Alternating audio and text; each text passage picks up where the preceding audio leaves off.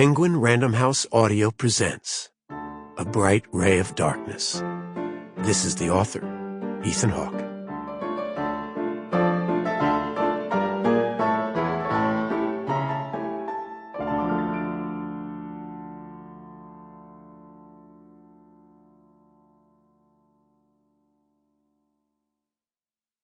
To Jack.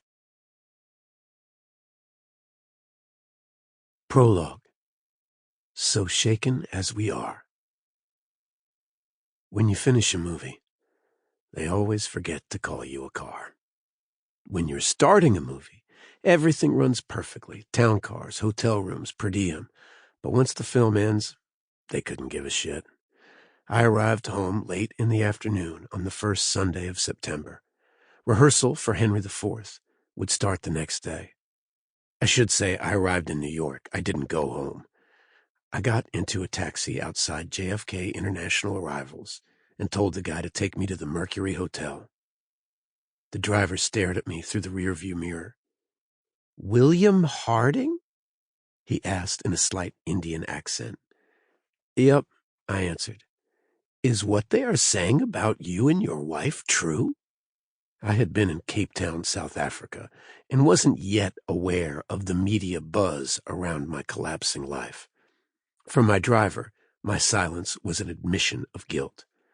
"People of your kind, they make me feel upset where I breathe." He spoke to the mirror. "You have everything, but that is not enough. You are greedy, my friend. Am I right? Driven by greed." We entered the highway. "You don't even know me," I said quietly. "Pardon me?" he shouted. "You don't even know me," I said again louder. "I know you. I used to like your movies very much." I could see his brown eyes bounce up from the road and scour my face and my clothes. "I am a large fan of the cinema. I thought you were different than the shiny fake ones. I liked the futuristic movie with the music. Oh, great music. And the one you did with the young Russian girl. Very sexy movie, but good. Smart. I liked that one. People like you are spoiled, so it is difficult for you to live a meaningful life. You do what you love for a living. You get paid well to do it. You get awards. Do you think I have any awards at home? Do you think that's because I am undeserving?" "Keep your eyes on the road, pal," I said. "Remember this next time you are complaining," my taxi driver continued. "No one wants to be hearing you.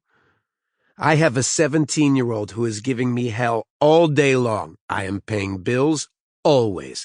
I work 2 jobs, and if you want me to listen to you whimpering, you are speaking with the wrong taxi driver. You are hearing me? I am not crying salty tears for you, my friend."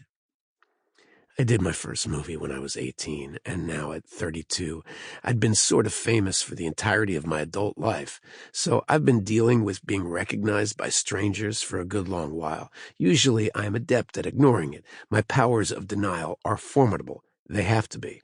If someone told you that everywhere they went they hear people behind them whispering their name and details about their life and ex-lovers, you might assume they were a delusional, paranoid schizophrenic.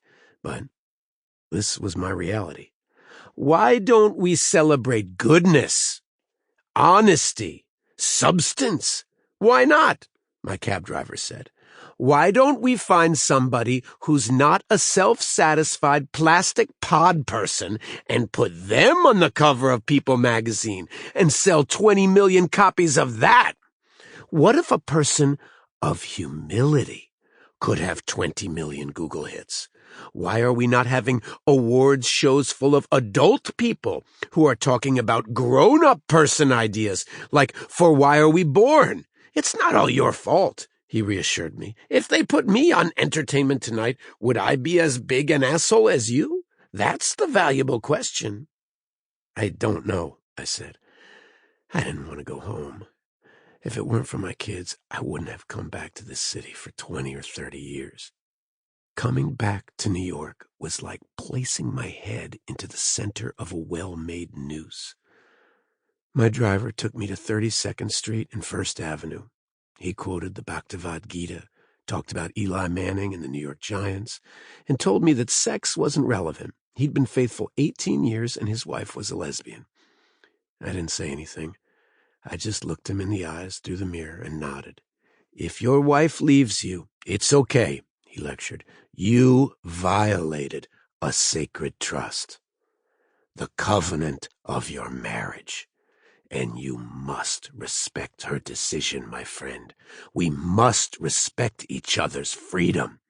And everybody agrees with that idea until that freedom causes us pain. Then, when they hurt us, we resent their freedom and talk about how our ex-person is a crazy or Looney Tunes or that they have problems. They are not a crazy person. They don't have problems. They just have their own will. He laughed and stopped in front of the Mercury Hotel, an old building covering half a city block, mysterious, gothic, like a place where one goes mad and shoots himself, as many had. I'd romanticized the hotel since I was a kid. Famous writers, poets, musicians, and painters had lived and worked there. Built just after the Civil War, it was now run down and seedy, full of tourists from Tokyo and Germany, and operating on reputation alone. If you respect your woman, you will let her grow her own course. She is not the important person right now. You have children. Your son needs you. Your daughter needs you. Please take a shower and smell more better. You dress like a hobo and stink of piss and cigarettes. Get to rehab. Cut me a little slack, will you? I shook my head. It was a long flight. I shoveled the money through the bulletproof slot. One more thing, he added. Can I get a photo? I walked through the doors of the hotel and up to the front desk. The lobby was paneled in a dark, rich chocolate wood. The place smelled like soft moss around an old tree. The ceiling had a mural of cherubs riding clouds as if they were horses. They were friendly angels, but it was unclear if they were welcoming the living or the dead. Wow, look who it is. Hester Prynne herself, said the owner, Bart Asher. Even at 74, he still manned the front desk. When I read about you in the Post and saw how you fucked it all up, I got excited. Figured we might see you. You got a room, I asked. Best room in New York City, he said proudly. Bart showed me to room 714, which was lightly furnished with a living room set from the Eisenhower era. The space was dark, but warm and comfortable, with high ceilings and large, thick wood moldings. Dirty yellow light seeped in from the cloudy windows. There was a kitchen, a den, and 2 bedrooms, one for me and one for my children. How much? I asked. How long will you be staying? What kind of chances did the Post give my marriage? Glancing to my bags, he studied the stuffed animals and the African coloring books. He looked up with a warm smile. I'm a romantic. I'll give you the place for free for 1 month till you get back together. What happens if we don't get back together? You gotta get back together, he said simply.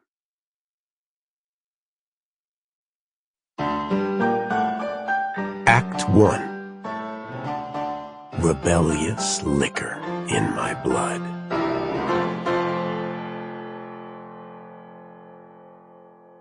Scene 1. Rehearsal for Shakespeare's Henry IV began promptly at 10 a.m. I hadn't slept at all, and the back of my throat still burned from puking. My first night at the Mercury had not ended well. I worried people could smell the alcohol seeping through my pores as I stepped off the elevator and into the rehearsal hall. I like old theaters or sweaty church basements, places where you can smell some history on the walls. This place was antiseptic, spread over half the 27th floor of a corporate office building. Sample complete. Ready to continue?